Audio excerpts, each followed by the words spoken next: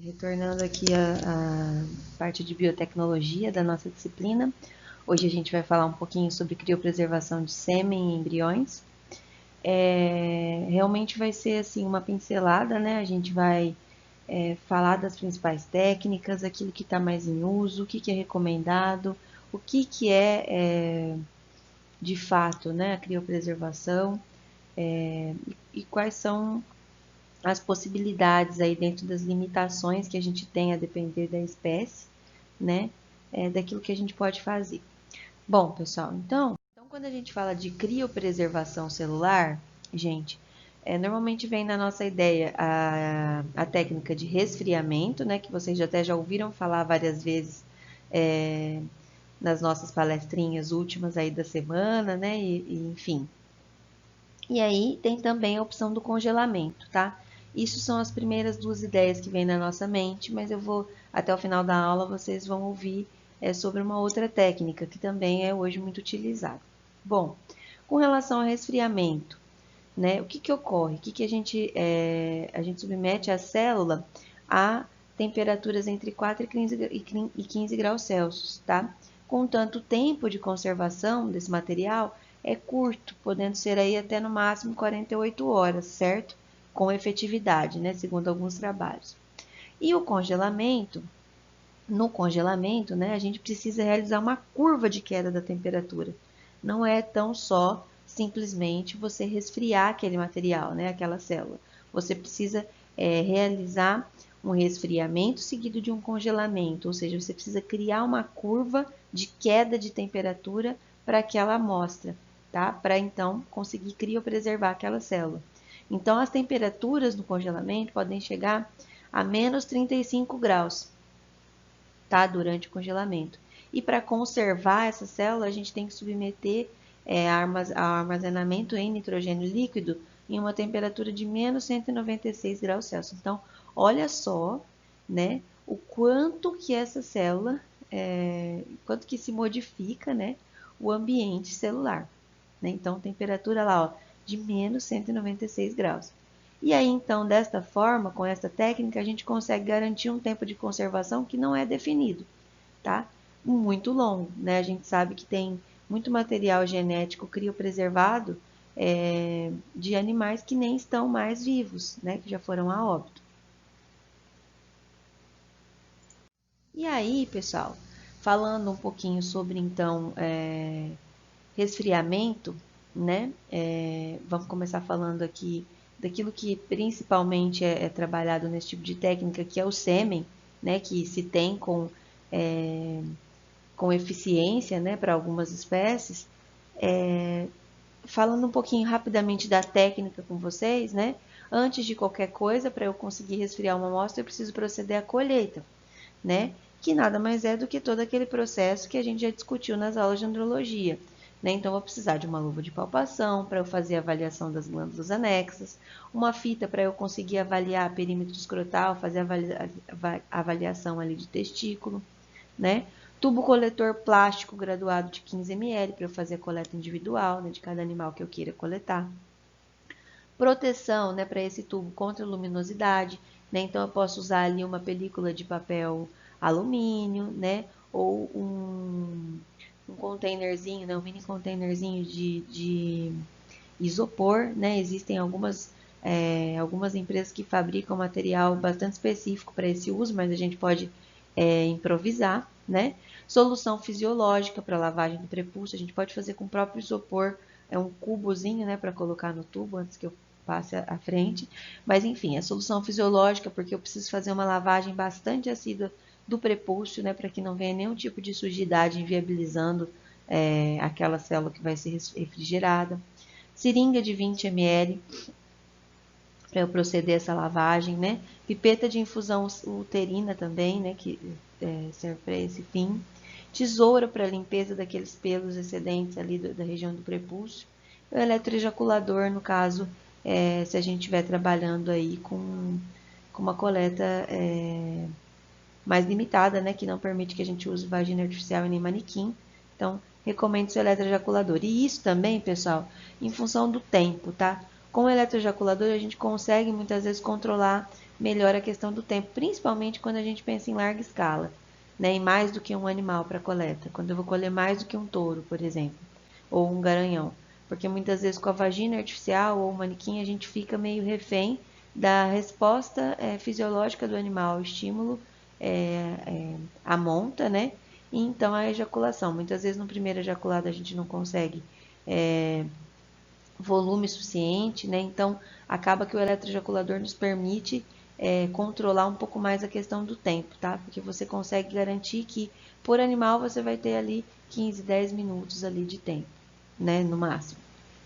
Enfim, depois, né, então, de saber o material, a gente inicia a realização da avaliação andrológica, aquilo que a gente já está familiarizado, né, que vocês já viram na aula aí de andrologia.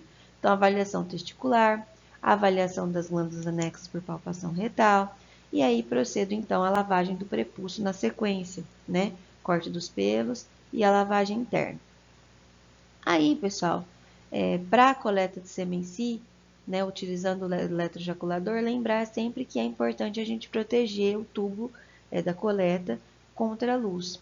Por que isso, pessoal? Vocês imaginem que aquela célula ela vai sofrer um processo de estresse térmico, né, para o frio, né? Então eu vou submeter aquela amostra a um resfriamento, quer dizer, ele vai estar com temperaturas abaixo daquilo que é fisiológico.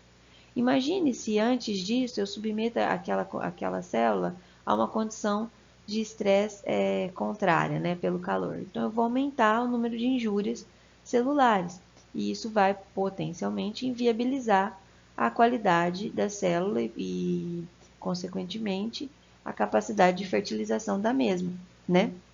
Então, durante todas as etapas de avaliação, é importante que eu me preocupe em protegê-la da luz, né? Até que eu consiga fazer a diluição, né? Então, aí, depois da diluição, então eu já tenho ali crioprotetores sendo acrescidos aquelas células, né? Aos espermatozoides, no caso. E aí, por isso, diminui um pouco, então, a sua vulnerabilidade à luz. Mas até que aconteça a diluição, é muito importante que eu evite o contato direto da luz com a célula espermática, certo, pessoal? Então, veja lá, acomodar os tubos em banho-maria, né, após esse processo de diluição, né, numa temperatura de 35 graus. E aí, posteriormente, a gente inicia a análise daquela amostra seminal. Lembrem-se que para toda amostra que eu colho, eu preciso proceder à análise, principalmente se eu vou criopreservá-la, né? Porque eu preciso ter um critério mínimo ali para que eu consiga, para que eu possa levar, né, aquele ejaculado adiante, né? Para que eu possa criopreservar aquelas células. Como que eu vou criopreservar uma célula que eu não sei da sua viabilidade?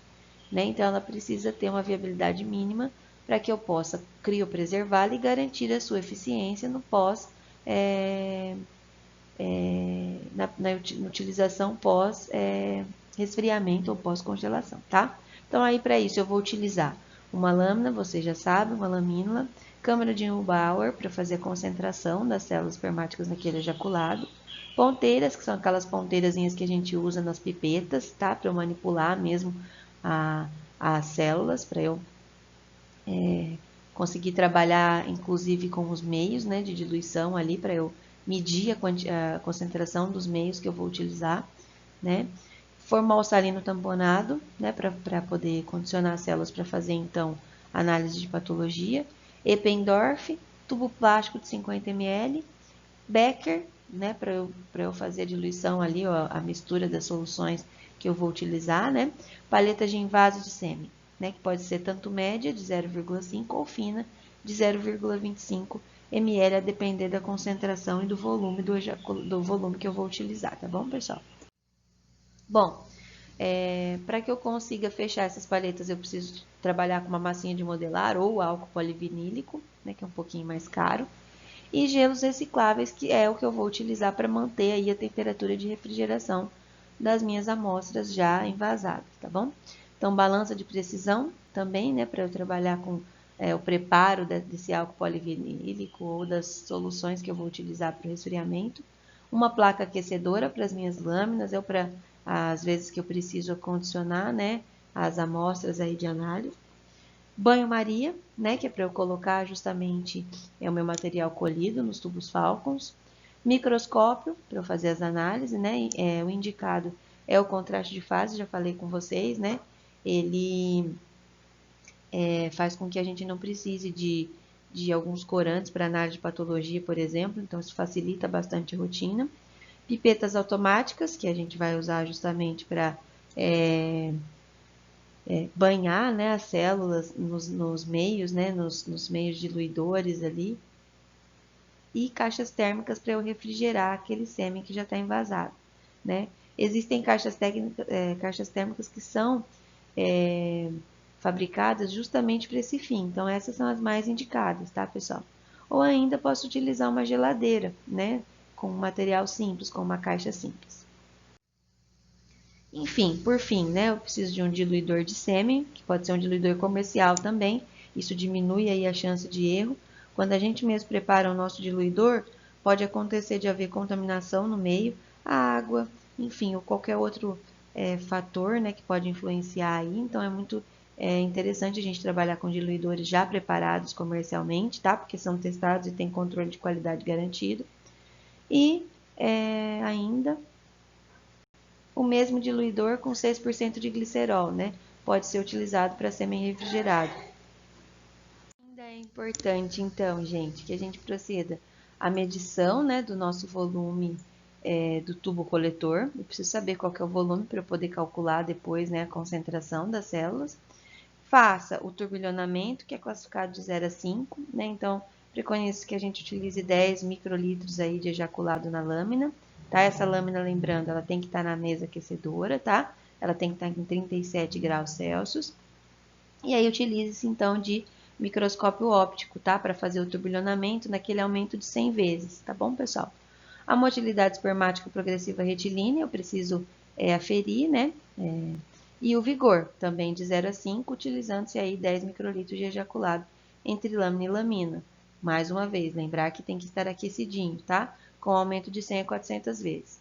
A concentração espermática faço utilizando ali a câmara de Neubauer, tá? Então, eu conto 5 quadrados, que pode ser tanto em L quanto em L invertido, tá? Daqueles espermatozoides que se encontram nessa linha, como eu mostrei para vocês na aula de andrologia. E aí, então, eu faço a média depois dos dois lados da câmara. A câmara tem dois lados, conto 5, 5 e faço uma média, tá? E aí, coloco na formulinha da concentração, que eu não vou retornar aqui, mas só para vocês se lembrarem lá, tá bom? Então, ainda falando aqui, pessoal, da análise, né, para o resfriamento, a gente vai prosseguir com a morfologia espermática, como a gente já discutiu também na aula de andrologia. Aqui eu coloquei para a gente relembrar realmente, né? Então, esses autores, né, esse aqui foi um trabalho da Juliana, em que ela sugere trabalhar com formol salino tamponado e microscopia de contraste de fase. Nem sempre a gente tem a microscopia de contraste de fase. E aí a gente tem que usar uma preparação úmida, obviamente, né? A alíquota de sêmen diluída, pode ser no formal salina, mas a gente precisa usar uma coloração, tá? E aí já passei para vocês os tipos de coloração, não vou voltar para a gente não deixar repetitiva essa aula, tá? Então, em torno de 10 microlitros de amostra, a gente coloca na lâmina, cobre com a lamínula, leva para o microscópio. E aí a gente analisa pelo menos 400 células, de preferência, né? Quando a gente pensa em criopreservar ali a amostra. Bom, determina o percentual de espermatozoides normais e das anomalias, tanto de acrossoma como cabeça, peça intermediária e cauda. Posso dividir assim, também mostrei para vocês esse tipo de separação, né? Classifico os defeitos. E aí, pessoal, se o sêmen tiver no mínimo 70% de motilidade e 3 de vigor, eu vou seguir com resfriamento. Quem foi que determinou isso aqui para nós? Várias pesquisas, vários estudos, e foi então tudo organizado e compilado na publicação de manejo de avaliação andrológica, exame andrológico do Colégio Brasileiro de Reprodução Animal. Então, gente, quando a gente termina o processo de avaliação, a gente procede então para a fase de diluição. Lembrando que a gente vai diluir aquela quantidade o volume de ejaculado que a gente obteve, né? Aí vocês vão sempre então se lembrar de que a concentração total de um ejaculado, ela é tão grande, né? A gente viu lá a característica de acordo com a espécie, que a gente consegue então diluir, transformar aquele ejaculado em uma quantidade muito grande de palhetas, né? A depender da concentração do mesmo. E aí, com isso, a gente consegue inseminar muito mais vacas do que se o ejaculado fosse utilizar de maneira fisiológica, tá? Na monta. Então, a gente vai ter que fazer essa diluição. O que é importante a gente ter em mente? Que quanto mais rápido a gente conseguir executar toda essa etapa que antecede essa primeira diluição, mais a gente vai garantir a qualidade, a fertilidade daquela amostra que a gente está preparando para utilizar posteriormente, tá bom, pessoal? Então, assim, é muito importante a gente treinar para a gente tornar o processo ágil, para a gente não comprometer a qualidade daquele produto, tá? E com isso não comprometer o resultado final, que seria a taxa de concepção do uso daquele sêmen refrigerado, tá bom? Então, quanto mais rápido for todo o processo para que o sêmen seja diluído até a sua diluição final, certamente melhor será o resultado, tá bom? Então, todo esse processo, desde a avaliação, incluindo aqui até o processo de diluição final, a gente tem que ser o quanto mais ágil possível. Então, após retirar as alíquotas para avaliação seminal, faça imediatamente a diluição de 1 para 1, ou seja, acrescente o mesmo volume do diluidor ao volume de sêmen. Se eu tenho 5 ml de sêmen, eu boto 5 ml do meu diluidor, tá? Aí eu vou acrescentar 8 ml de diluidor em 8 ml de sêmen, por exemplo, tá? Aqui nesse exemplo do texto. Mesmo antes de realizar os cálculos de concentração espermática, eu diluo 1 para 1. Importante a gente saber, gravar. O diluidor deve estar na mesma temperatura do sêmen. Mais uma vez, pessoal.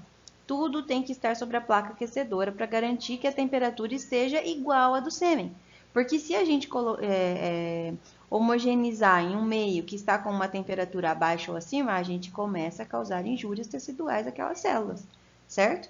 Então, é muito importante, né? Ou o conhecido choque térmico, tá? Muito importante a gente garantir isso. Diluidor na mesma temperatura do sêmen. Para a diluição final, a gente vai fazer um cálculo, então, né? Um cálculo do volume final do diluidor a ser adicionado com base na concentração que a gente contou lá na câmara de Neubauer, tá? E aí a gente vai, para esse cálculo, a gente vai levar em consideração o volume do ejaculado que a gente tinha, no caso do exemplo 8 ml, né? A dose inseminante, a motilidade espermática e o volume útil da palheta. Qual palheta eu tenho? De 0,5? De 0,25? Então, tudo isso a gente vai levar em conta no cálculo. Tá.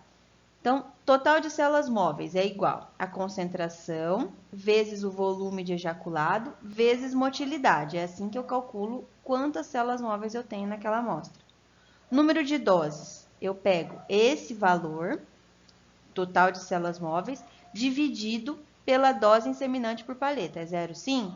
0,25? Quanto que vai ser a minha paleta? Qual que é o tipo de paleta que eu escolhi? Depois, o volume total é igual ao número de doses que eu obtive aqui, vezes o volume útil da paleta, que, né, é o volume da paleta que eu tenho, certo? Volume do sêmen previamente diluído é igual ao volume de sêmen mais o volume da primeira diluição. O volume a acrescentar de diluente é igual ao volume total, menos o volume de sêmen previamente diluído, certo? Então, esse é o 5. Então, vou pegar um exemplo aqui, né, para ver se a gente consegue deixar um pouco mais claro. Um volume de ejaculado de 8 ml, tá? A concentração espermática foi de 710 milhões de espermatozoide vezes 10 a sexta, né, por ml, ou seja, né, por ml. Dose inseminante, igual 25 milhões de espermatozoides, 25 vezes 10 a sexta. Volume da palheta, 0,225 ml, uma palheta 0,25. Né? Então, ela tem de volume útil 225, tirando o espaço que eu preciso ter para lacrar, enfim, né? E a motilidade das minhas amostras da minha amostra deu 75%, tá? Com relação aqui, essa dose inseminante aqui, né? A gente precisa ter um parâmetro, tá, pessoal? A gente precisa saber quanto que eu vou, de acordo com a espécie, quanto que é necessário, né, para que haja sucesso, né? Então, aqui para bovinos, pensando em sêmen resfriado, 25 milhões de espermatozoides por ml é suficiente, tá bom? Então, a dose 0,225, tá bom? Vamos lá.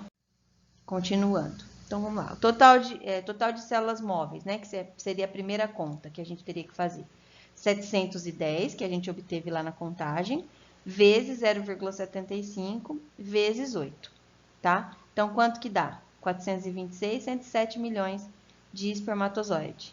Número de doses. Então, eu vou ter, né, 426.107, tá? Dividido por 25.106. É igual 170 doses eu vou conseguir fazer com esse ejaculado. O volume total, 170, né? O número de doses, 170,4 doses, vezes o volume útil da paleta, 0,225. Ou seja, eu vou conseguir gerar ali 38,34 ml de sêmen, que a gente vai usar aquele Becker lá, né? Que eu falei para vocês de vidro lá atrás, que era o material que a gente precisava. Quarto passo, quero calcular o volume do sêmen previamente diluído. Então, eu vou pegar lá 16 ml, que foi 8 ml de sêmen mais 8 da primeira diluição, tá? Ou seja, volume a acrescentar de diluente. Então, se eu tenho 38,34 menos 16, né, que foi aquilo que eu já tinha lá, o volume de sêmen da primeira diluição, eu vou ter aqui que acrescentar 22,34 do segundo diluente, para eu gerar o volume final esperado. Portanto, pessoal, o volume do diluidor a ser acrescentado é de 22,34 antes que eu proceda ao envasamento e à refrigeração, certo? E o envase? Como é que a gente faz, né? Depois de eu ter feito essa diluição final, eu vou envasar nas paletas de 0,25, eu já tinha escolhido, né, nesse caso, ou eu posso também usar de 0,5 ml, tá? Normalmente a gente trabalha com a bomba de vácuo, né, que faz a sucção da amostra e aí retira o excesso com pente ou agulha e seringa, certo? Eu vou passando e vou tirando.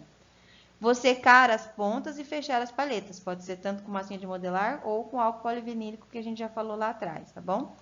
Posso utilizar diversas cores para identificar. Eu tinha deixado uma figura aqui, mas ela não apareceu. Vamos ver se ela aparece mais adiante. A paleta com touros diferentes. Então, por exemplo, posso identificar uma massinha de cor azul para o touro A, uma de vermelho para o touro B, enfim. Posso trabalhar com essa massinha para fechar como uma forma de identificar os touros aí, né? Ou, enfim, os garanhões e etc. Anote a partida com data e todas as informações de touro. O que é importante, pessoal? Antes de eu iniciar o processo, é importante que a gente identifique essas paletas sempre, tá? Porque às vezes depois acaba confundindo.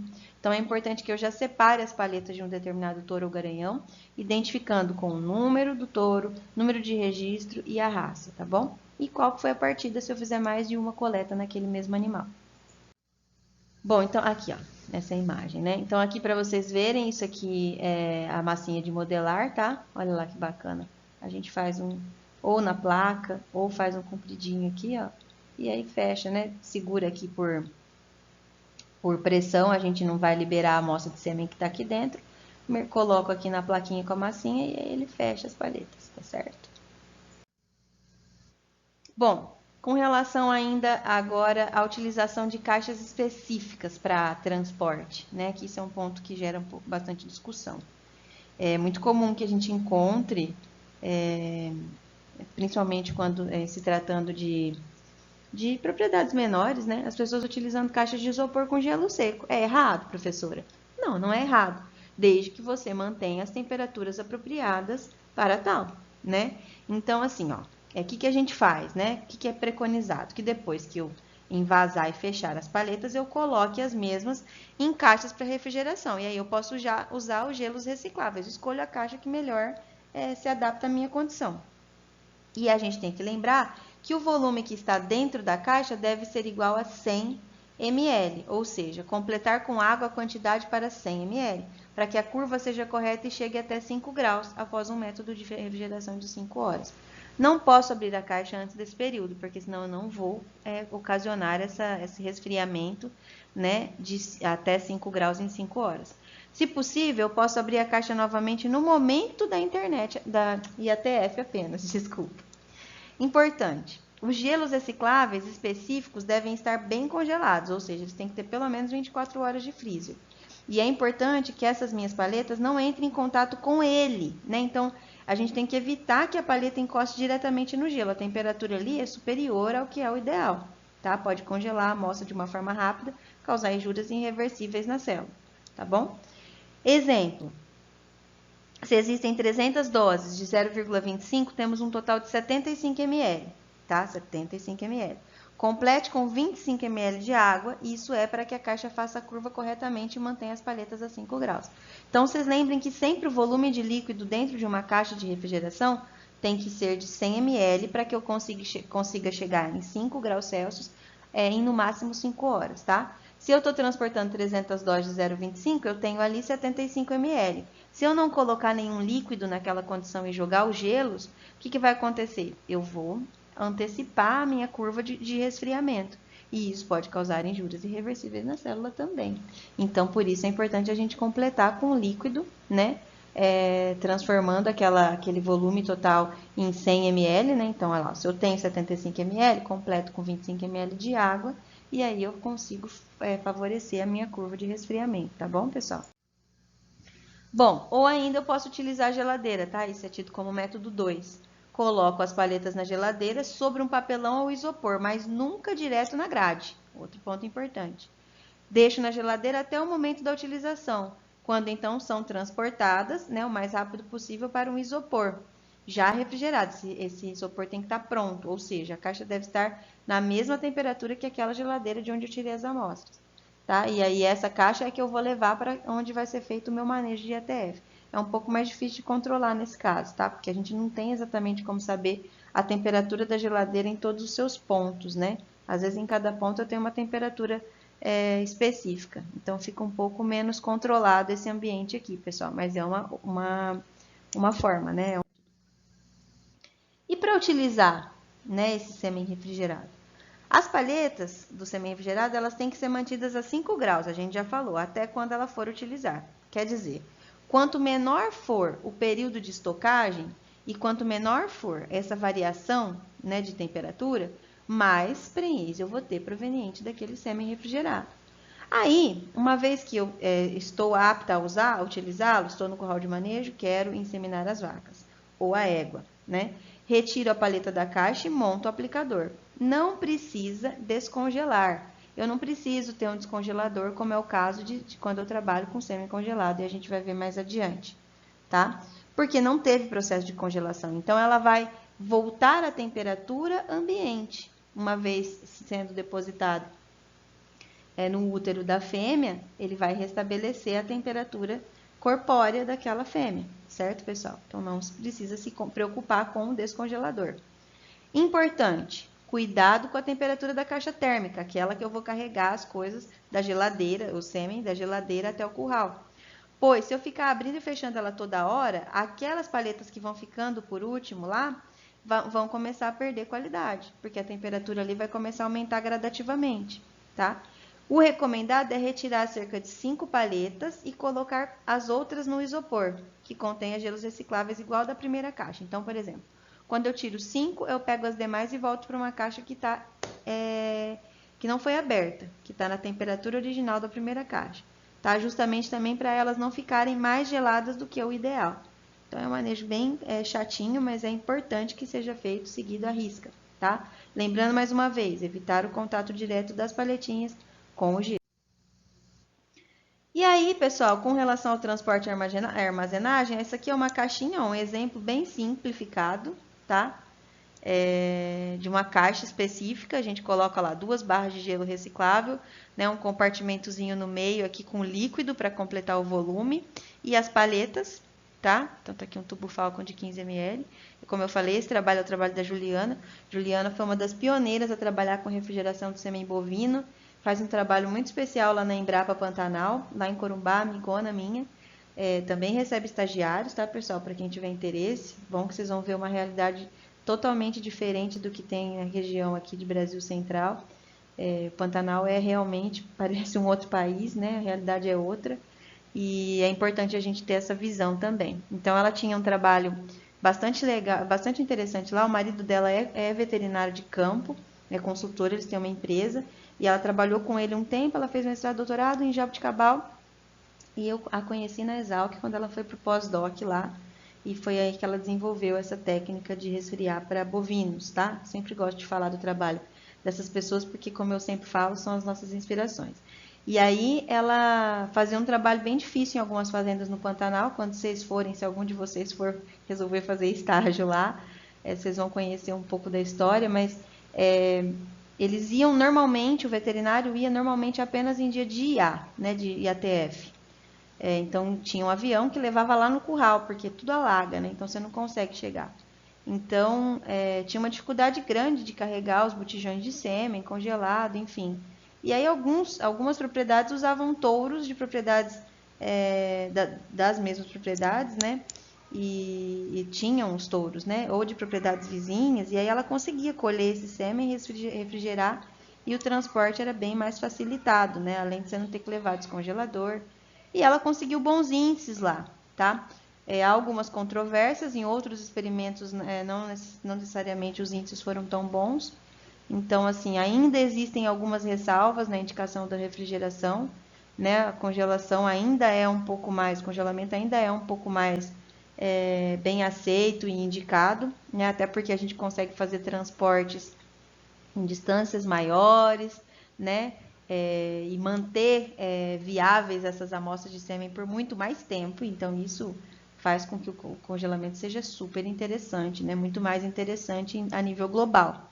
Mas pensando em situações específicas, há sim a possibilidade de se resfriar com bons índices de concepção e prenhez ao final, tá bom, pessoal?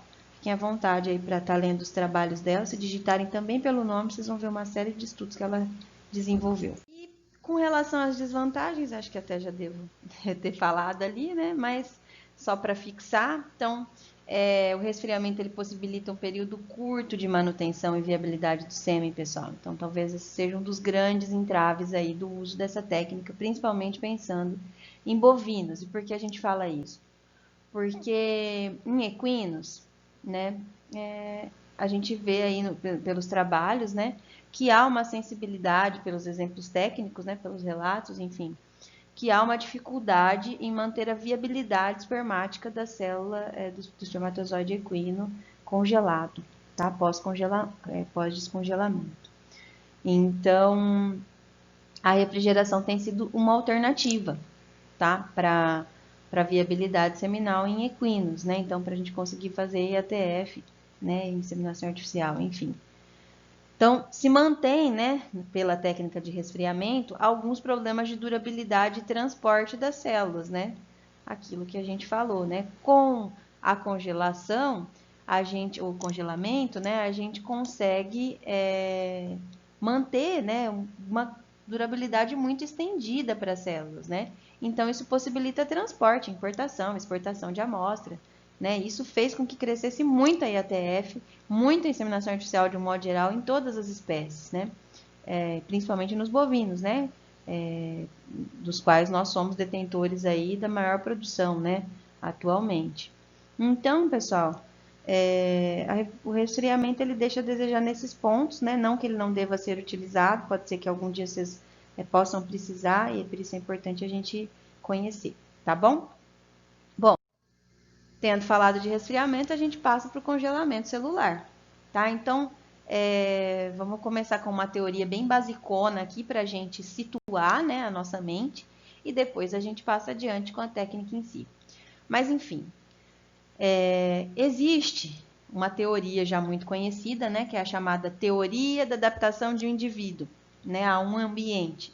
Então, todo indivíduo, quando colocado frente a uma intérprete em um ambiente diferente, ele tende a se adaptar. Aquele que não se adapta não sobrevive. E aquele que se adapta e sobrevive é aquele indivíduo melhor, né?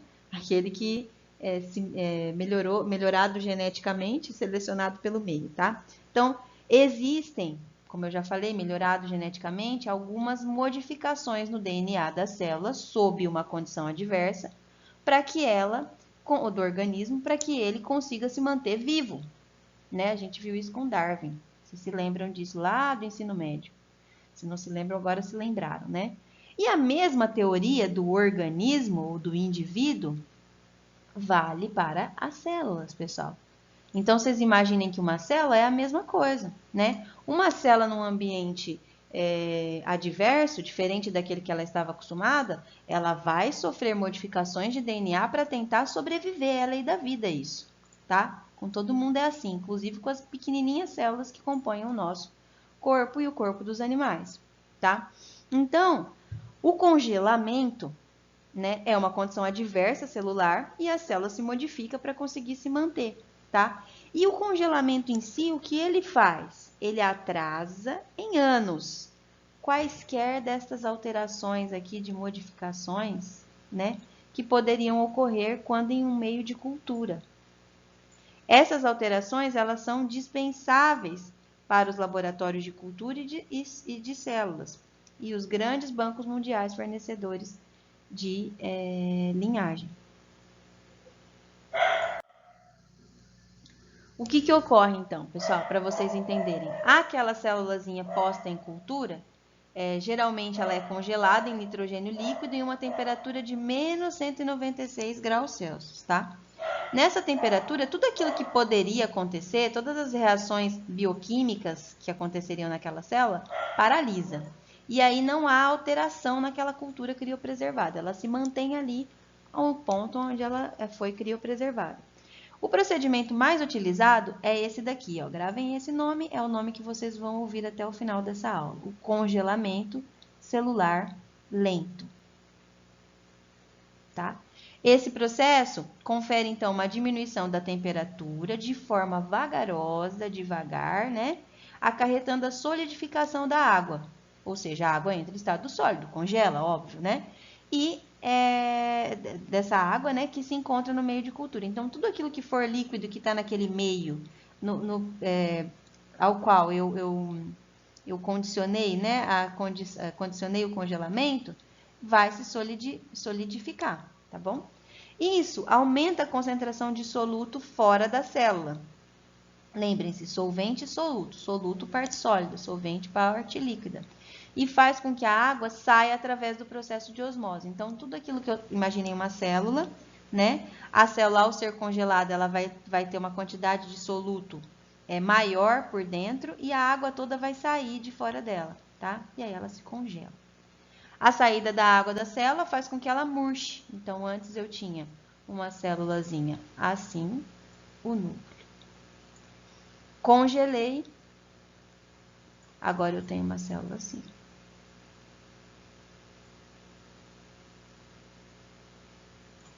Espero que tenha ficado claro, para lembrar das aulas de biologia.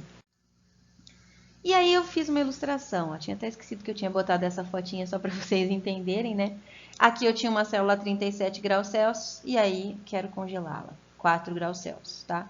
A água no estado líquido, né? Inicia o processo de solidificação, então começa a retirar calor, né? Vai saindo água da célula, aqui tá vendo? A H2O saindo, o H2O, né? E a célula começa a murchar, olha como ela era mais cheinha e aqui mais murcha. Eu tô com a caneta, vocês não estão enxergando meu ponteiro.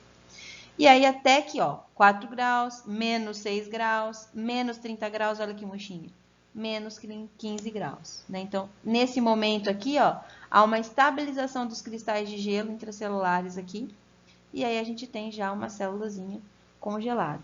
Então, para a gente fixar, pessoal, à medida que a água sai, ela congela no exterior, tá? Ela fica congeladinha aqui.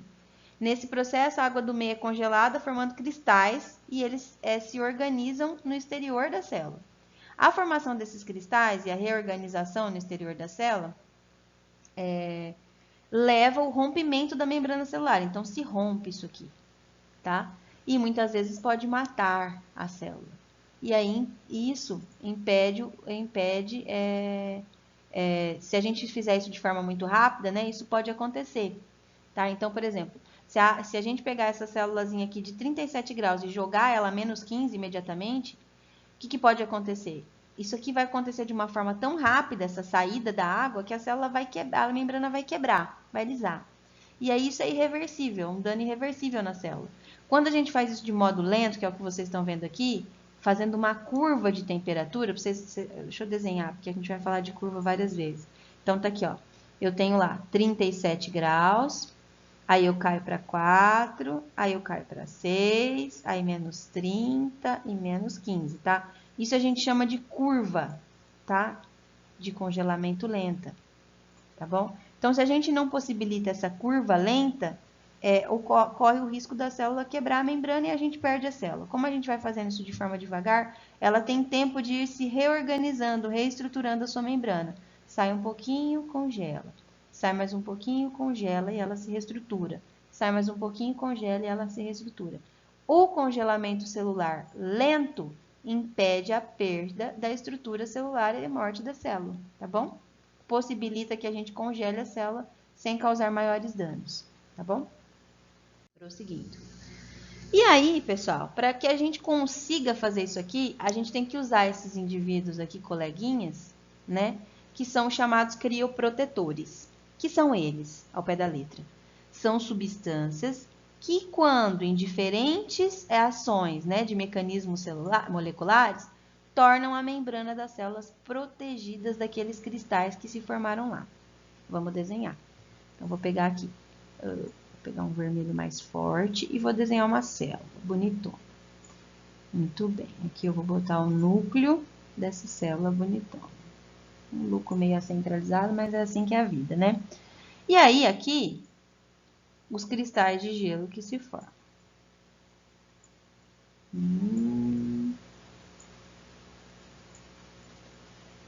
Muito bem. Bom, se eu não tenho crioprotetores aqui, à medida que essa célula vai murchando,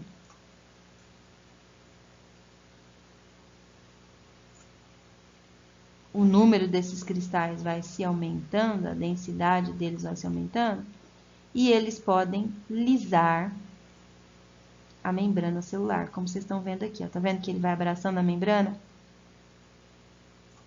Poxa vida, né? Sacanagem. Esse gelo pontudo vem cá e rompe a minha membrana. O que eu faço para que isso não ocorra, pessoal? Utilizo os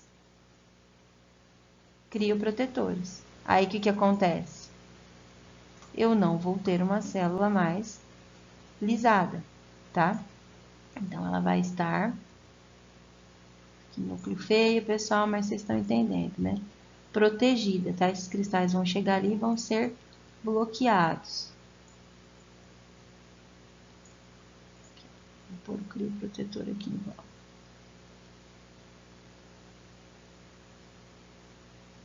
Espero que tenha ficado entendido. Anotem tudo aí, pessoal, não se esqueçam. Bom, e aí a gente tem dois tipos de crioprotetores.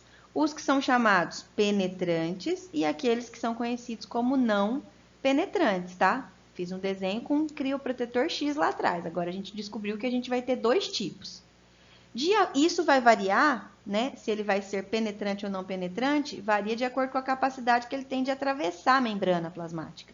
Pode ser que ele atravesse, proteja ela por dentro, tá bom? Os penetrantes são moléculas pequenas. Quem são, na prática? Glicerol, etilenoglicol, propilenoglicol, propanodiol ou dimetilsulfóxido, o famoso DMSO. E por que está o DMSO e o glicerol pintadinho de vermelho? Tem um motivo. Porque eles são os mais utilizados, tá bom? É o que mais vocês vão ver aí na rotina sendo utilizados para criopreservação, para congelar as células, congelar espermatozoides, tá bom? E embriões também. Nós vamos chegar nos embriões, mas já dá para adiantar isso. Então, existem, além disso, aqueles que são chamados não penetrantes, ou seja, são proteínas. Eles não penetram nas células, não entram na membrana. Quem são eles? Gema de ovo, leite desnatado, os açúcares, frutose, glicose, ou ainda polímeros sintéticos, a chamada de polivinilpirrolidona, tá? Eu não pintei, mas normalmente a gente usa muito gema de ovo, tá? Até como diluente a gente pode usar. E não penetra, não invade a membrana celular. Né? Pode usar também a frutose, a glicose, mas o mais comum que eu já usei, na verdade, acho que todas as vezes que eu congelei, a gente diluiu com gema de ovo, que é também o crioprotetor não penetrante. Ele é proteína, pessoal. A camada celular é lipoproteica. Então, ele agrega aquela camada lipoproteica, né? Aumentando aí, aliás, diminuindo aí a sua permeabilidade, impedindo que os cristais a lesionem, tá bom? Então, isso é uma grande característica. Bom, o glicerol, já que a gente tem que falar dos mais utilizados, vamos começar pelo glicerol, tá? Ele é um protetor, como a gente já falou. Tem capacidade de ligação com água e a sua baixa dissociação com sais. Diminui a osmolaridade do meio de congelamento. Quer dizer, né, ele é bom para se ligar com água. Ele mantém um pouco de água dentro da célula. Isso impede que ela se murche por completo, tá? e diminui a osmolaridade, quer dizer, aquela quantidade de soluto em excesso dentro da célula. Suas hidroxilas, né, as suas ligações lá de hidróxido de carbono, são capazes de se ligar aos oxigênios do grupo fosfato dos fosfolipídios da membrana. Elas se ligam na membraninha, tá? E isso confere a ela, a célula, estabilidade no momento do congelamento. A célula consegue se manter mais estável enquanto todas aquelas modificações físicas acontecem ali em volta dela, tá bom? E agora falando do dimetilsulfórido, né, o famoso DMSO, ele é uma molécula sem carga real, só que possui um momento dipolar, né? O que ele se relaciona? Dipolar, né? Ele se relaciona tanto com a membrana fosfolipídica quanto com aquilo que está externo à membrana, no caso, os cristais de gelo, tá? Por isso ele tem uma ação muito positiva, muito importante. Durante o congelamento, essa molécula impede a fase de transmissão dos lipídios de membrana, né? Então, a membrana não perde lipídio, então por isso ela consegue se manter íntegra. E aí, ele pode, inclusive, auxiliar na fusão de várias membranas celulares de uma mesma célula, tá bom? E o lembrete mais importante dessa parte da aula, né, falando aqui de crioprotetores ainda, lembrem-se que tanto o DMSO quanto o glicerol, né, sendo crioprotetores penetrantes, eles são tóxicos para as células. E por isso eles devem ser utilizados somente quando a gente for congelar a célula, tá? Então, no momento após o descongelamento, que a gente tira o material, né, a célula da cultura, a gente tem que retirar esses crioprotetores do meio, tá bom? Porque isso em contato com a célula descongelado, né, pode lesionar também gravemente, né, pode ser tóxico aí para as células, tá bom, pessoal? Bom, e com relação à diferença entre espécies, né? Existe algum fator aí que determina a utilização de um ou de outro crioprotetor, né? Ou de resistência à congelação celular, né? Entre uma célula e outra? Tá. O que possibilitou um crescimento das técnicas de congelamento, eu já falei isso com vocês, foi o aumento da inseminação artificial e da inseminação artificial em tempo fixo, né? Nem sempre a gente observa as mesmas vantagens entre as espécies, foi o que a gente comentou lá atrás. Por exemplo, no que diz respeito a equinos, acaba que o resfriamento é mais eficiente por conta da alta sensibilidade dos espermatozoides de equinos, né, tanto aos crioprotetores, ao meio, né, ao diluente, quanto à congelação em si, tá? Então, normalmente, né, nos equinos, os diluidores mais utilizados, eles são aqueles que contêm na sua base leite desnatado ou gema de ovo, né? São não penetrantes, né, pessoal? Menos invasivos, né? A sua base é rica em lipoproteínas, geralmente presentes no leite, e tem capacidade de estabilizar elementos proteicos na membrana do espermatozoide. Então, ele ocasiona no espermatozoide uma estabilização, tá, pessoal? Vou fazer isso aqui bem bonitinho. Acho que eu tô ficando quase uma expert no desenho. Essa cabeça ficou meio problemática, né? Mas não tem problema, é só para ilustrar. Então, o que ocorre, né? Quando a gente dilui em um meio proteico, né? Seja leite desnatado ou proteína, o crioprotetor, ele vem aqui, né? Esses meios, ele vem aqui e ele é como se impermeabilizasse, não, protegesse mesmo, né? Aqui, a barreira, né? A membrana celular. E aí impede que danos sejam causados aqui sem invadir a célula e sem possibilitar toxicidade aqui às estruturas, às organelas, enfim. Essa estabilização, né, proposta, é fundamental para os processos de congelação e descongelação, tá? Existem, pessoal, várias pesquisas, né? Então, isso faz parte da nossa extensão, né? Quando a gente sai da graduação, a gente precisa se aprofundar mais em determinadas técnicas. Então, vocês vão buscar aí na internet, para quem tiver interesse, pode me cobrar. Eu tenho anotado aqui uma lista das pessoas para quem eu devo material e eu vou enviar. Essa semana é meu limite, né? Mas o que também passasse, fiquem à vontade para me cobrar. Mas existem vários estudos, vários trabalhos que testam diferentes tipos de diluentes, né, de diluidores, e de crioprotetores também, para tentar viabilizar o congelamento, né, para espermatozoides equinos, de uma forma que danifique menos a célula, né?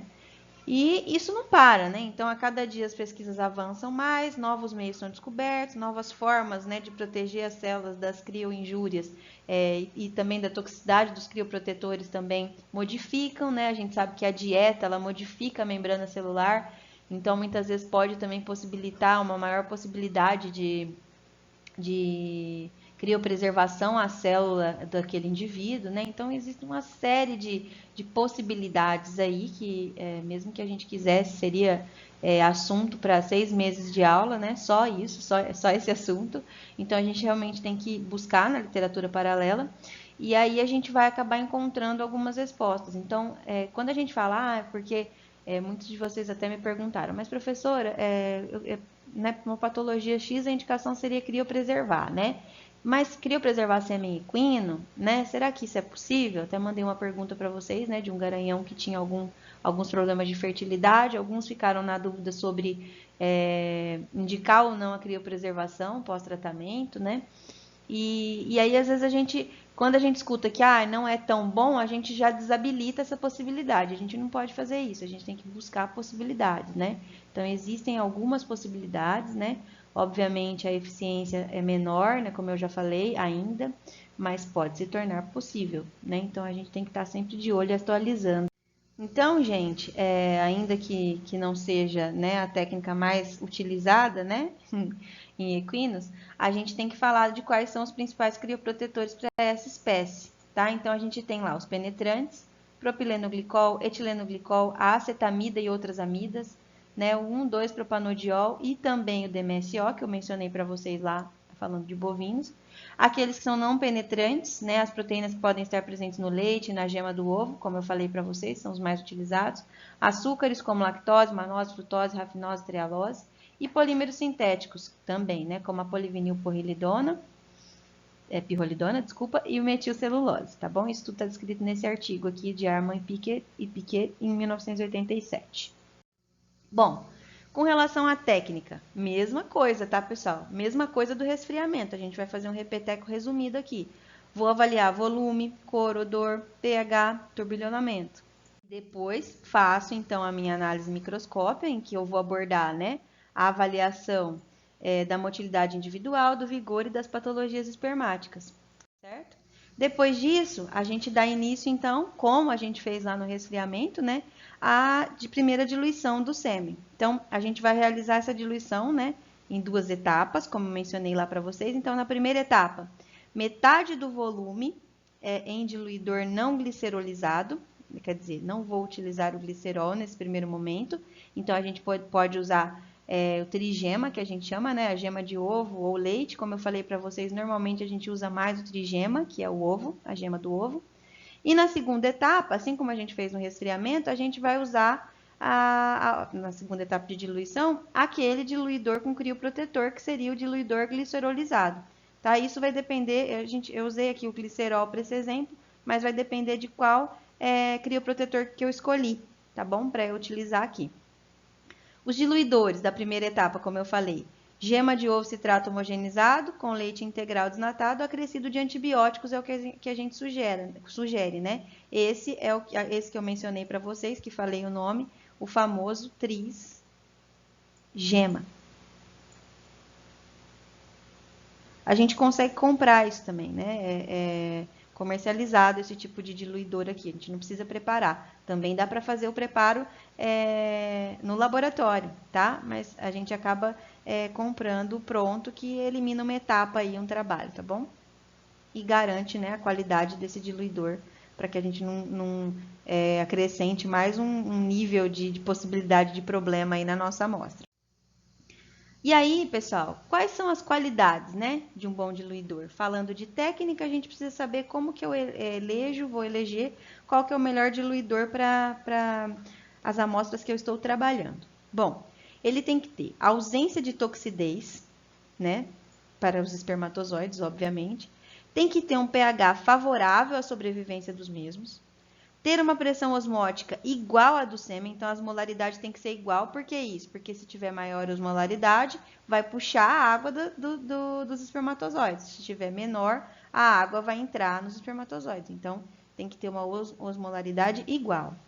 ser de baixo custo e de fácil preparo, e não mascarar o exame microscópico do sêmen, tá? Porque normalmente a gente colhe, faz a diluição e aí a gente faz a análise, né? Para poder justamente preservar essa célula, tá? Para a gente demorar um pouquinho mais, não tem problema, né? A gente consegue preservar um pouco mais a viabilidade celular. Então, ele precisa ter essa característica, né? Para não mascarar, não atrapalhar a avaliação, a nossa avaliação. Posteriormente a isso, a gente vai proceder, então, depois de fazer as duas diluições, o envasamento, né? Após a diluição, a gente faz o invasem, dividindo em doses para que sejam armazenados no botijão de nitrogênio líquido. Ah, como que eu faço o cálculo da dose, professora? Né? Eu tenho que fazer a concentração. Do mesmo jeito que eu mencionei para vocês na técnica de diluição final e envasamento do resfriamento. É a mesma coisa. O que vai variar, algumas vezes, né? Nem sempre, é o crioprotetor que a gente vai usar, tá bom? Então, feito o envasamento, a gente vai proceder o congelamento, tá? E como que a gente pode trabalhar essa etapa, pessoal? Tanto com congeladores, que a gente chama de congeladores mecânicos, quanto com congeladores com gelo seco, oxigênio líquido e nitrogênio líquido, tá? Mecânicos são as máquinas que a gente conhece, vou mostrar para vocês. E aqueles que, antigamente, né, eu lembro quando eu tive a minha primeira aula de reprodução com essa parte, né, de criopreservação, eu lembro que a gente colheu o sêmen de um carneiro e aí a gente simulou, né, a gente diluiu, calculou as doses, invasou, né, cada um fez um pouquinho, e aí a gente usou uma caixa de isopor simples com nitrogênio e a gente foi controlando a temperatura, né, então a gente colocava, vou desenhar, tá? Aqui a caixa, tô quase ficando uma desenhista mesmo. E aí a gente colocava aqui em vários níveis. A gente podia até usar umas banquetinhas aqui, ó, tá? Vários níveis de nitrogênio. Essa caixa minha ficou curta, vou encompridá-la mais, tá? E aí o que acontecia? Aqui a gente deixava um buraquinho para passagem, né? A gente pegava a paleta, vai ser amarela a minha paleta, tá? E jogava ela aqui. Então aqui eu tinha uma temperatura, tá, pessoal? Aqui eu tinha, por exemplo, 5 graus. Menos 5. Aqui eu tinha menos 15. Até que a gente chegava na temperatura mais baixa aqui, né? Menos 30 graus. Certo? Então a gente jogava aqui, dava um tempinho, a gente submetia, aqui tinha um buraquinho, né, pra gente jogar a paleta, submetia na segunda prateleirinha, na terceira prateleirinha, porque à medida que afundava, a temperatura ia reduzindo mais. Aqui está mais próximo do ambiente, do meio externo, obviamente a temperatura fica um pouco mais alta. Só que pensa na dificuldade da gente controlar essa temperatura aqui. Então é tudo meio no olho, meio incerto. Então a gente hoje conta com máquinas, tem vários fabricantes, né, de máquinas que fazem essa curva para a gente de uma forma bastante sistemática e segura. Então, até hoje, quem trabalha com uma escala não muito larga, né, uma escala menor, utiliza essas máquinas de congelar sêmen, tá bom? Ou embrião, que a gente vai falar daqui um pouquinho. O nitrogênio líquido tem aumentado a popularidade porque ele é também utilizado na conservação por longos períodos, tá? Então, pessoal, o nitrogênio é o mais utilizado, né? Eu já falei isso com vocês, já contei essa historinha, mas durante o meu estágio lá na Embrapa, a Embrapa Senargen, né, Embrapa Recursos Genéticos e Biotecnologia, ela tem um banco de germoplasma, o maior banco de germoplasma do país, tá? Então, a gente tem lá aqueles botijões gigantescos de gametas e de embriões criopreservados, em que a gente tem ali material de animais que já morreram há muitos anos, né? Então, é o maior banco de germoplasma do Brasil. Então, isso só é permitido, né, com a utilização do nitrogênio líquido. Então, a gente consegue armazenar esse material por anos a fins, né? E a gente não consegue nem predizer quanto tempo no máximo, né? Porque tem amostra congelada há muitos e muitos e muitos anos e que ainda são viáveis quando no descongelamento, tá bom? Então, foi um dos grandes marcos também aí, né? Porque possibilita que a gente faça esse tipo de armazenamento. Então, como eu mencionei para vocês, o que antes a gente fazia de uma forma bem caipira mesmo, vamos falar assim, né? Usar um termo bem coloquial aqui para vocês. Hoje a gente consegue com essa maquininha aqui, então essa TK é a máquina com a qual eu tenho experiência, né? Já utilizei. O laboratório que a gente trabalhava de reprodução animal lá da Exalc, utilizava essa maquininha aí, tá? Então a gente usou ela tanto para congelar sêmen quanto para congelar embrião. E ela gera, ela tem, na verdade, né? Ele tem um monitorzinho, né? Um computadorzinho, em que ele tem armazenado algumas curvas de congelação. O que é essa curva de congelação, pessoal? É de quanto em quanto tempo a temperatura vai cair dentro da máquina e vai modificar, então, a temperatura para as amostras de sêmen, os embriões, enfim, o que seja, tá? E aí existem algumas recomendações, né? Técnico-científicas, né? Através de estudos científicos, que mostraram para a gente qual que é o ponto ótimo para cada uma dessas estruturas, seja embrião, sêmen bovino, sêmen equino, sêmen ovino. E aí a TK, que é a fabricante dessa máquina, que a sede é em Uberaba também, né, como outras tantas coisas que a gente conhece, ela já deixou programadinho, não, minha voz sumindo, já deixou programadinho lá no computadorzinho da máquina cada uma dessas curvas em específico. Então a gente seleciona qual a curva e aí a gente utiliza a curva automaticamente, a gente prepara essa máquina, né? Antes da gente fazer a coleta, a gente já deixa ela em modo aquecimento, né? Para ela se preparar, para estabilizar, que a gente chama. Então a gente coloca o nitrogênio líquido aqui, né? E aí a gente coloca, aqui a gente coloca, né, o copo com as palhetas, né? Esse recipiente aqui. E aí, o que a gente faz? A gente aguarda essa máquina dizer para a gente que ela está estabilizada para que a gente possa acrescentar as amostras aqui, tá? Então, pessoal, se tornou muito mais simples o processo. É lógico que é muito importante a gente conhecer fisiologicamente o que a gente precisa, né? Qual que é a base para cada espécie, para cada amostra que a gente está trabalhando.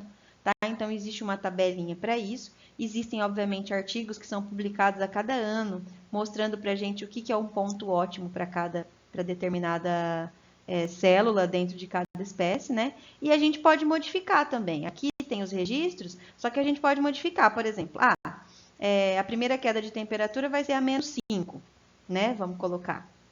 Um exemplo, tá, pessoal? Estou dando um exemplo empírico para vocês. Mas eu quero modificar, eu quero que fique um pouquinho mais alta essa temperatura, eu quero que fique a -7, tá? Quero que o estresse seja um pouquinho menor, e aí depois eu vou caindo um pouco mais. E aí você pode modificar isso, você pode escolher os pontos da curva, você pode digitar os pontos de queda de temperatura, tá? Então, o que é a curva de congelação? Definindo quantos graus Celsius por minuto a temperatura vai baixar até onde ela deve ir, tá? Normalmente, cada fabricante programa a máquina para cada curva específica. Eu já falei isso para vocês. Mas o usuário pode reprogramar de acordo com as suas necessidades. E aí, pessoal, já pensando aí no descongelamento, né? Depois que eu congelei, armazenei por tempo determinado, longos períodos, como a gente já mencionou, para utilizar, eu preciso fazer o caminho inverso, né? Então, preciso descongelar. Muitos trabalhos comprovam para a gente que nenhum outro método se mostra tão eficiente para o trabalho de campo quanto a descongelação realizada em água a temperatura de 35 a 37 graus Celsius por 30 segundos. Então, antigamente, a gente tinha lá copinho, lembra daquele cartuchinho do Dectomax que ficava azulzinho? Quem trabalha não sabe o que eu estou falando, eu devia ter colocado uma fotinha aqui para vocês. Eu desenhei de vermelho, mas ele é azul, tá? E aí a gente cortava aqui, né, tirava a tampa de onde ficava o vidro do Dectomax, e aí a gente colocava aqui o termômetro químico, né? A gente deixava em temperatura, mantinha essa temperatura entre 35 e 37 graus. E a gente ia colocando as palhetas aqui, descongelando à medida que fosse utilizando. Foi isso que a gente fez durante muito tempo, né?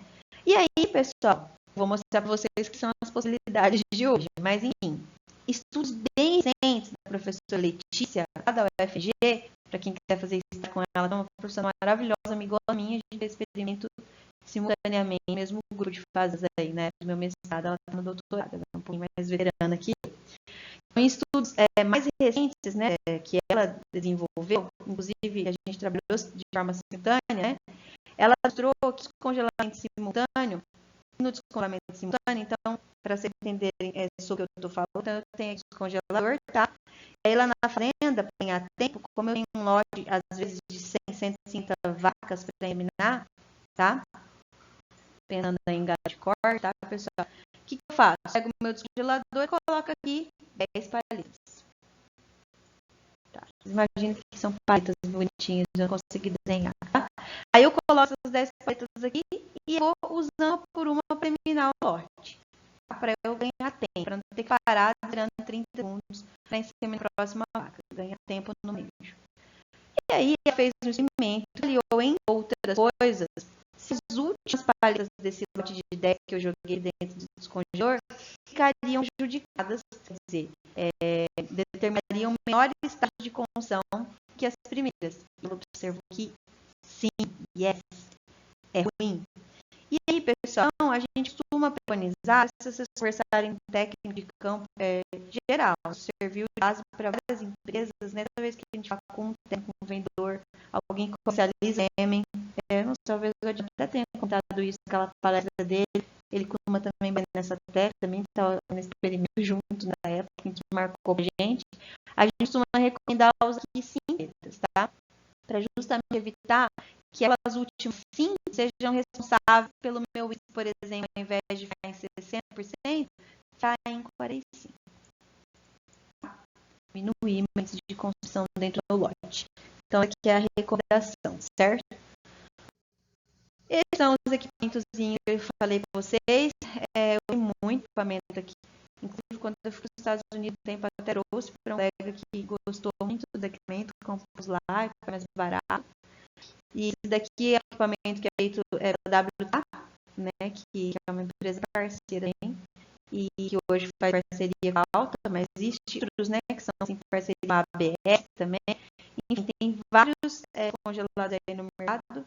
Gosto muito desses dois, tá? Já trabalho bastante com esse e recomendo. E esse termômetro que eu menciono para vocês traz que, independente se estiver trabalhando com esse tipo de descongelador e não o copinho do tomate, como eu dei o exemplo para vocês, o importante é a gente usar.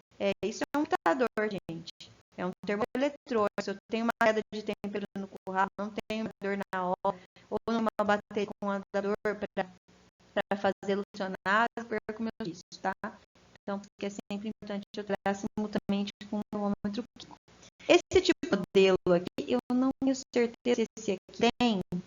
Não tenho certeza, tá? Precisa a gente checar essa informação. Mas o tipo de modelo aqui, ele tem essa fita aqui, é um termômetro, tá? Quando a gente insere ela aqui no meio, a gente ergue e consegue ver a temperatura adequada, não, tá?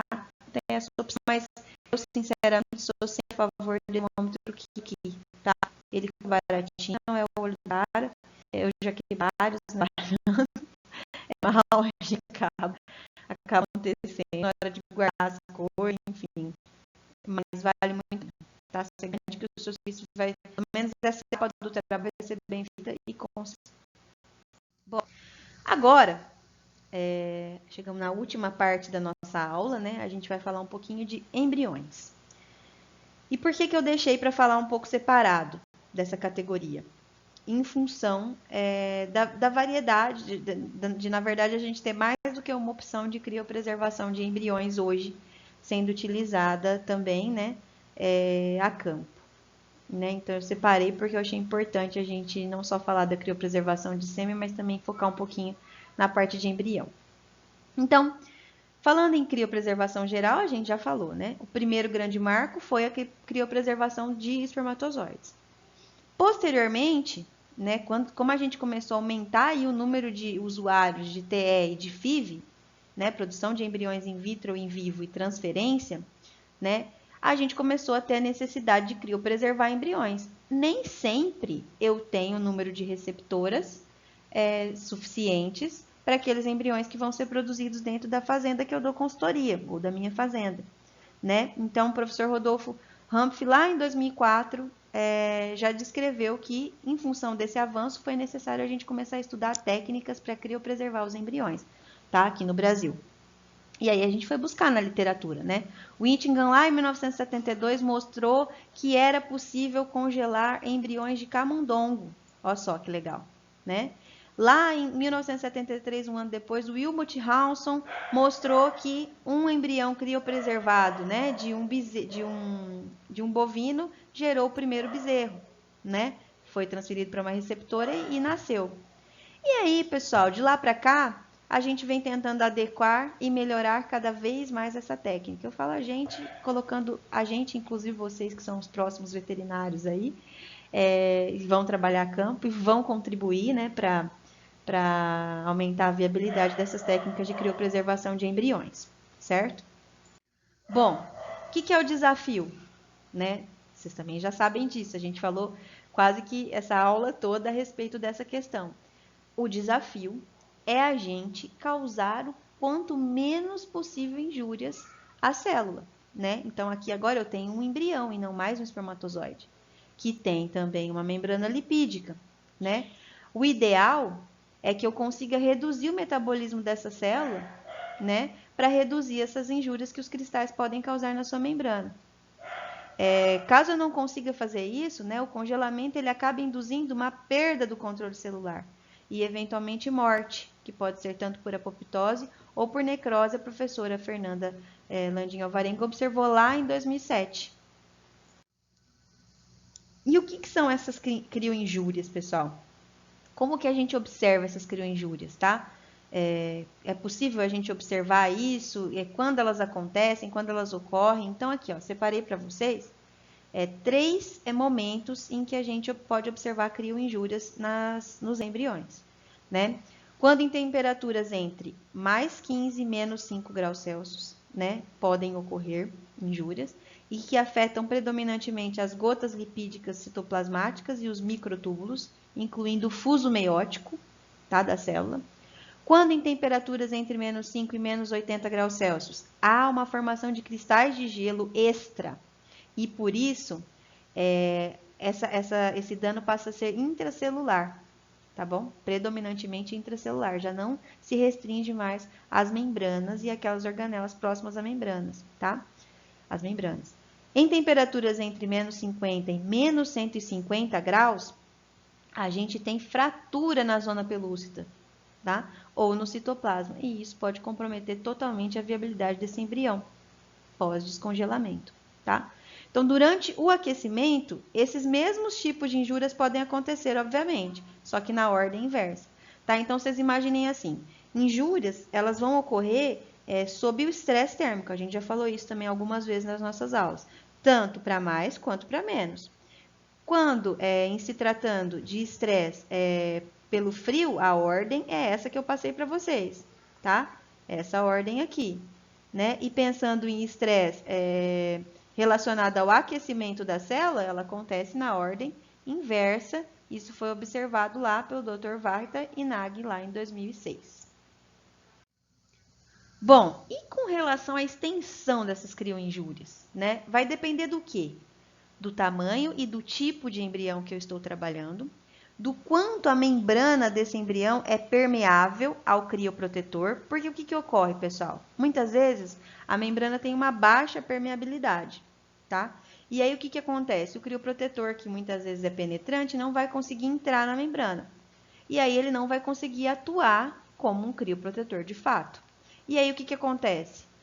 O congelamento, a criopreservação, vai trazer injúrias para aquela célula, mesmo eu tendo usado um crioprotetor, tá? Então, muitas vezes a gente tem que trabalhar com alguns adicionais ao crioprotetor que melhoram a permeabilidade dessas membranas para conseguir com que o crioprotetor execute a sua função devida, adentre a célula e consiga protegê-la, que é o nosso maior objetivo.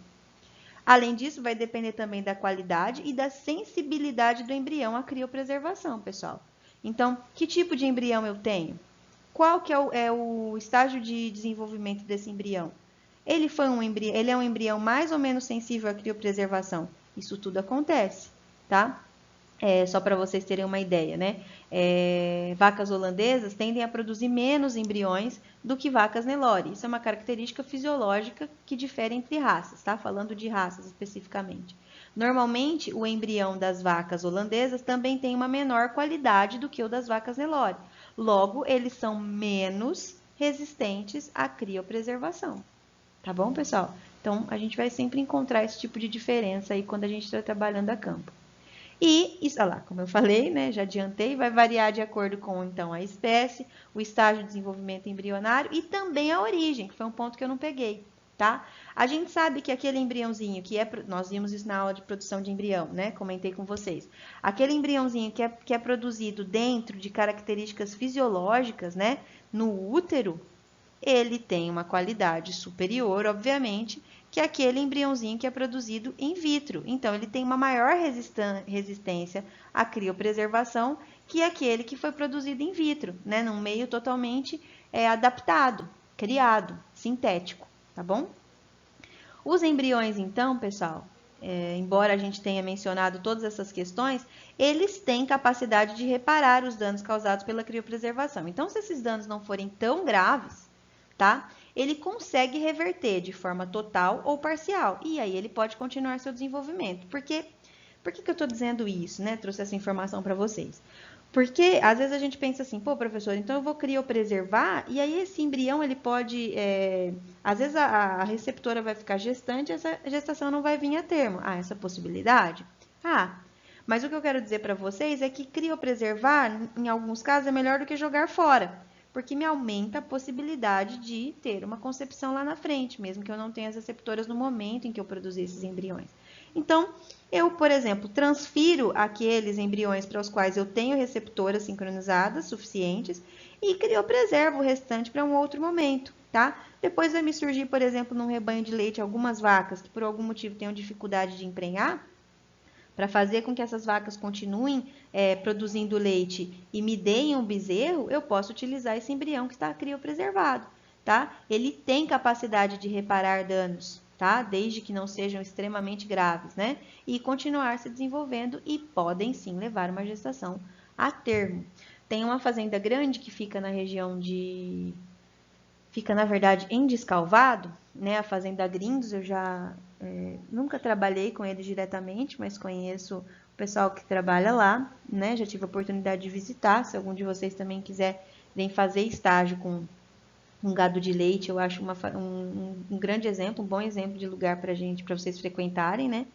E lá, eu não sei se ainda é assim, mas durante muitos anos o manejo era esse. Então, fazia-se IA e ATF, né, em parte do rebanho, e naquelas vacas que a gente chama de repeat breeders, comentei isso com vocês também quando eu falei de fisiologia, aquelas que repetem cio, né, a gente insemina, mas elas não emprenham, elas têm alguma falha, ou de fertilização, ou de manutenção dessa gestação, né? Então, nesse tipo de vaca lá, eles nem insistem, tá? Eles têm embriões, então eles transferem embriões para essas vacas, né? Para que elas continuem produzindo leite. São vacas boas produtoras de leite, então eles pegam lá embriões de vacas que são férteis, que têm boas características também genéticas, e aí colocam o embrião nessas vacas repeat breeders, e aí o sistema fica mais rentável, pessoal. Eles conseguem... como é que eu falo? Otimizar, né, o sistema de produção deles trabalhando dessa forma. Então, é uma forma excelente para a gente trabalhar, tá? Bom, ainda falando de crioinjúrias, a gente chega aqui numa conclusão que o propósito da criopreservação de embriões é minimizar a crioinjúria e auxiliar na regeneração celular, tá? Todas as estratégias utilizadas para minimizar essas crioinjúrias, elas se baseiam em dois fatores principais. O primeiro, o uso de crioprotetores e curvas ótimas de resfriamento. Então, a todo momento são testadas novas curvas. Ah, vamos cair menos graus, vamos fazer mais lento, vamos fazer mais rápido. Ou vamos começar mais lento, ficar mais rápido no meio, diminuir no final, enfim, tá? E reaquecimento. E dentre as metodologias que incluem a técnica de criopreservação, duas merecem destaque especial.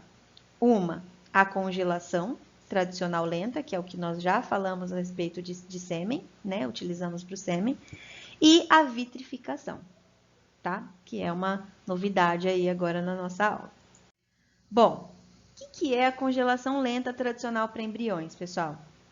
Nessa modalidade, os embriões permanecem em soluções com substâncias crioprotetoras, como no sêmen, vocês se lembram, numa concentração de 1 a 2 molares por litro, né? São envasados em mini palhetas, 0,25, aquela mesma palheta do sêmen, tá? ml. As palhetas são lacradas e colocadas em uma máquina de congelação estabilizada a -6, tá? Mesmo sistema, a gente inicia a congelação numa curva de -6 graus Celsius. O resfriamento ocorre rapidamente, resfria, chega a -6.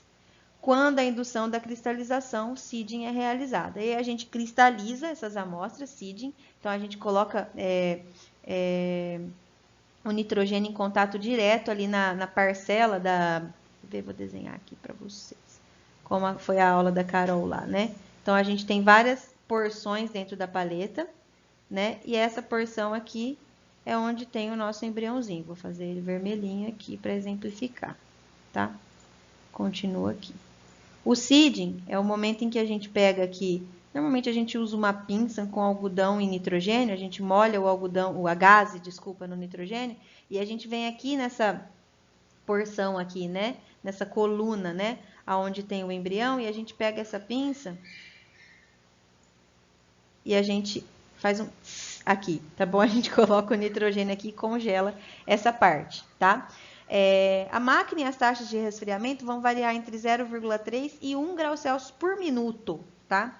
Até que a temperatura atinja essa máxima aqui, ó, menos 32 graus. Nesse momento, as paletas são submergidas diretamente no nitrogênio líquido, tá?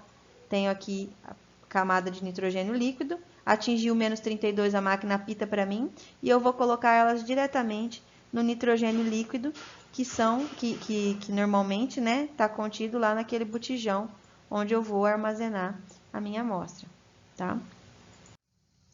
Bom, o mecanismo de ação dos crioprotetores não está totalmente elucidado, como eu falei, né? A gente vive estudando para encontrar uma melhor forma aí de diminuir injúrias, de garantir maior estabilidade para a célula, enfim. Mas a gente sabe que o principal papel dele é reduzir o ponto de solidificação das soluções durante a congelação. E aí isso faz com que aumente, então, a sobrevivência das células, né? Essa característica é benéfica porque promove o maior tempo para desidratação celular, diminui a formação dos cristalzinhos de gelo intracelular, que a gente já falou, né? Que lesionam a membrana celular, as organelas, enfim. Uma segunda função do crioprotetor parece ser a sua interação com a membrana celular. A gente já comentou isso sobre o sêmen, é a mesma coisa para o embrião. Ele exerce uma ação estabilizadora durante as mudanças do estado físico do líquido, né? E por isso, talvez, é mais importante durante a descongelação, tá? Bom, baixas concentrações de solução crioprotetoras, né, são recomendadas, porque a gente já falou, eles podem ser tóxicos, tá? A concentração insuficiente para prevenir a formação de cristais de gelo pode prejudicar a recuperação e a sobrevivência das células embrionárias, por isso que é preciso a gente estudar, né? O que a gente tem de informação? Que uma baixa velocidade de resfriamento mais indução da cristalização faz com que haja uma cristalização de parte da solução que contém o embrião, né? Na técnica de congelação lenta, pessoal, como a gente já mencionou para sêmen, tá? É importante a gente lembrar aqui também. Os danos tóxicos e osmóticos parecem ser tão graves, né? Que por conta dessa baixa concentração de soluções crioprotetoras que a gente tem que utilizar, tá? A gente não pode utilizar muito porque pode ser tóxico, né? Então, em função disso, acaba que alguns danos são graves, muito graves, tá? Então, há um aumento da concentração de íons, macromoléculas e outros componentes, incluindo os crioprotetores que permitem a desidratação das células embrionárias. Essa desidratação, tem que perder líquido, tem que atingir um ponto de equilíbrio, porque não pode acabar toda a água da célula, né? Porque senão há danos osmóticos relevantes e deformação da célula, né? Então tem que estar sempre tudo isso num ponto que a gente chama de um ponto ótimo, certo? Bom, e aí a gente tem, então, já sabendo dessa condição não muito favorável da congelação, né? Lenta para embriões, a gente tem a opção de vitrificação. Tá? É só fazer um adendo, né, que muito embora a gente não consiga resultados elevados aí com embriões congelados, é uma técnica muito utilizada, se faz isso com uma certa frequência, tá? Então, aí a gente então passou a estudar, né, a vitrificação. A vitrificação também é uma técnica de criopreservação, mas ela tem ela trabalha num outro segmento não, né? Com uma outra técnica, né? Uma outra sequência e em alguns estudos ela se demonstra mais eficaz para manutenção da qualidade embrionária e mais eficaz em taxas de concepção de embriões transferidos do que a congelação lenta, tá? Então, é um método de criopreservação pelo qual acontece a solidificação da solução que contém o embrião, né? Fica em estado vítreo, que a gente chama. Não se formam cristais de gelo intracelular, uma vez que a passagem pela zona crítica de resfriamento ocorre de maneira muito rápida, né? Então não é lento, como no anterior. Este nome refere-se à aparência macroscópica dessa solução, né? Então parece um vidro, por isso vitrificação, ela se mostra clara e transparente. Para que ocorra, a gente precisa de altas taxas de resfriamento e o aumento na concentração dos crioprotetores. Então, pessoal, vamos entender o contraponto da vitrificação e a congelação lenta. Na congelação lenta, eu tenho uma taxa de resfriamento baixa, tá? Ele vai resfria devagar e aí vai passando pelas etapas de congelação. Na vitrificação, eu elevo essa taxa, eu faço mais rápido e por isso eu posso aumentar a concentração dos crioprotetores, porque eles não vão ter tempo de causar injúrias nas células, toxidez das células. O aumento da concentração final do crioprotetor ocorre em baixas temperaturas, nos quais o efeito tóxico é minimizado, o que eu acabei de mencionar. Os crioprotetores utilizados nas técnicas de vitrificação são aqueles mesmos que a gente já mencionou lá atrás, que são utilizados na congelação lenta. E a escolha dele vai ser de acordo com a menor toxicidade e maior permeabilidade à membrana dos embriões. O etileno glicol, ele é o mais utilizado nos protocolos de vitrificação, tá? Então, tiveram vários estudos com os quais a gente pôde concluir que esse seria o mais apropriado para a gente utilizar nos processos de vitrificação de embrião, né? Então, é comum, né, que a gente utilize o etileno glicol combinado com 2 ou até 3 tipos de protetores em menores concentrações, né? E aí, isso, na verdade, quando a gente coloca vários crioprotetores, a gente faz com que a competição entre eles torne a toxicidade de um ou de outro menor, né? Então, a gente, olha lá, diminui a toxicidade individual específica de cada um, mas o principal é o etileno glicol. Então, gente, há cerca lá de 25 anos, né, lá em 1996 mais ou menos, esses pesquisadores eles observaram que quando a gente submetia, né, para vitrificar embriões naquelas paletinhas de 0,25 ao nitrogênio líquido diretamente, a gente tinha taxa de resfriamento de aproximadamente 2.500 graus Celsius por minuto.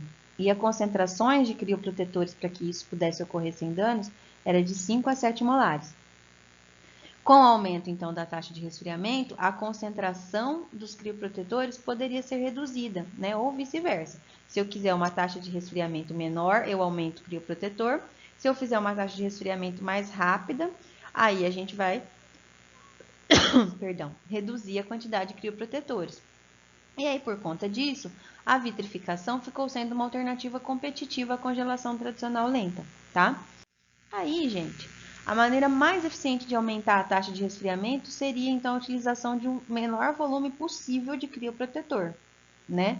Que contém aquele embriãozinho. E estabelecer, então, um contato direto dessa solução com o nitrogênio líquido. Tá, isso postularam lá, né? Concluíram Varre e Teinage em 2006, tá? 10 anos depois. E aí, por esta razão, a ideia de se utilizar paletas de 0,5 a 25 ml, ou as chamadas Open Pulled Straws, OPS, né, trouxe um grande avanço à técnica de vitrificação, tá? Nesse método, a velocidade de resfriamento atinge cerca de 15 a 30 mil graus Celsius por minuto. Então, permite uma redução de 30% da concentração de crioprotetores. Olhem só, esse é o grande diferencial, tá bom? E aí, ó, essa OPS, né, Open Pulled Straws, são paletinhas que são abertas, né? E aí, então, isso garante que o embrião com o crioprotetor tenha contato direto com o nitrogênio, sem danificar, né? E aí possibilite, então, uma maior velocidade de resfriamento, tá bom? Bom, os embriões são armazenados nessa OPS pelo fenômeno de capilaridade, a gente chama. E o diâmetro, né, dessa OPS é aproximadamente metade do diâmetro de uma paletinha de 0,25 ml. O volume de solução que contém o embrião é da ordem de 1 a 2 microlitros. Então, assim, a solução é muito menor. É uma técnica muito simples, tá?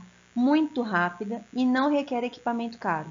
Tenho muita vontade, quando a gente conseguir retornar, de conversar com alguém para que a gente possa visitar, né, o laboratório para vocês conhecerem essa técnica, porque é muito simples mesmo. Uma outra opção seria a técnica de criotop, tá? É uma versão mais avançada dessas técnicas de vitrificação. E ela utiliza, então, um volume mínimo. É o menor volume de crioprotetor possível, utilizando esse criotop. Então, isso oferece inúmeros benefícios, tá? Relacionado ao aumento das taxas de resfriamento e aquecimento. No criotop, as taxas de resfriamento e aquecimento, né, a desvitrificação, podem atingir patamares superiores a 40.000 graus Celsius por minuto. E isso contribui efetivamente com uma melhor sobrevivência embrionária pós-vitrificação. A célula tem pouco tempo para se danificar, tá? É de uma vez e não causa dano intracelular, ou o mínimo dano, né? Então, reduzindo o volume do crioprotetor tanto no capilar quanto na haste, que é a criotop, a gente induz uma congelação mais acelerada, e isso inibe o que a gente tem como vilão, a formação de cristais intracelulares e as lesões na zona pelúcida do embrião, tá? Isso tudo foi descrito por esses autores. Eles testaram, comparado com a congelação, e observaram que é melhor, tá? Reduz a formação de cristais intracelulares e as lesões na zona pelúcida. Além disso, essa técnicazinha de criotop que eu mencionei por último, ela utiliza um volume menor de crioprotetor quando comparado ao OPS. Então, quer dizer, é uma alternativa ainda mais avançada, melhor ainda mais, tá? Não tem, gente, uma definição específica, né, sobre a quantidade de crioprotetor que a gente vai usar no método de vitrificação, tá? Então, não tem especificamente uma quantidade, né? De acordo com o significado desse termo, a gente pode definir um volume inferior a 1 microlitro, tá? Sendo que as técnicas utilizam de 1 a 5 microlitros, que utilizam de 1 a 5 microlitros não são classificados como técnicas de volume mínimo. Isso foi postulado por esses autores aqui em 2007. Então, volume mínimo é um volume inferior a 1 microlitro. Todas as técnicas de vitrificação que utilizam volume de 1 a 5 microlitros, elas não são classificadas como técnica de volume mínimo. E aí, turma, um ponto importante aqui para a gente atentar é que a desvitrificação, né, o processo inverso, ele requer passos importantes de reidratação da célula, igual no congelamento, né, pessoal? Então, a gente precisa retirar aquela solução crioprotetora, lembrando que a gente colocou ela e quando a gente descongela, ela pode causar algumas injúrias, tá? Então, mesmo que em baixas concentrações. E isso deve ser, então, realizado com auxílio de um estereomicroscópio, tá? Para que a gente consiga reinvasar e transferir para as receptoras. Então, a gente tira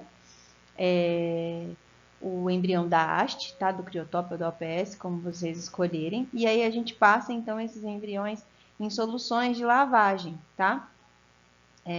Uma solução de restabelecimento aqui da célula, tá? Então, uma primeira lavagem que tem a duração de 1 minuto, uma segunda que tem a duração de 3 minutos, depois uma terceira de 5 minutos e depois uma nova lavagem nesse mesmo meio, né? De mais 5 minutos, tá? E aí eu invaso, então, esse embrião em uma paleta de 0,25 ml e transfiro. E aí, pessoal, vamos falar sobre a congelação tradicional, né, e a vitrificação, a convencional, né, e a vitrificação. Bom, um estudo comparou esses dois métodos, né, e observaram, né, em 16 transferências, taxas de concepção dos grupos de congelação convencional e vitrificação de 38,8% e 50% para a vitrificação, tá, utilizando a transferência direta.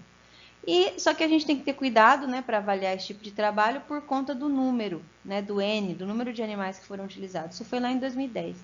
Na sequência, então, esse estudo, né, mostrou grande espaço para a evolução da técnica, quer dizer, deu um indício de que pode ser melhor. Então, aí a gente começa a buscar, né, mais estudos que mostram para a gente o quanto isso pode ser eficiente, tá? E aí, pessoal, num estudo mais recente, né, até do laboratório no qual eu fiz parte, da Maria Clara, a gente também conseguiu observar, né, que existe um potencial alto aí da vitrificação ser melhor, né, foi melhor, né, do que a congelação. Bom, para embriões bovinos, tá? Ela trabalhou com uma raça Sind e com Nelore. Bom, com relação ao potencial de transmissão de doenças, tá? Então, esse é um outro ponto relevante, né? Toda vez que eu estoco um material em nitrogênio líquido, né, especialmente para técnicas que preconizam contato direto da solução, a gente acaba fazendo a manutenção, né, de determinados organismos aí que podem ser patogênicos, tá?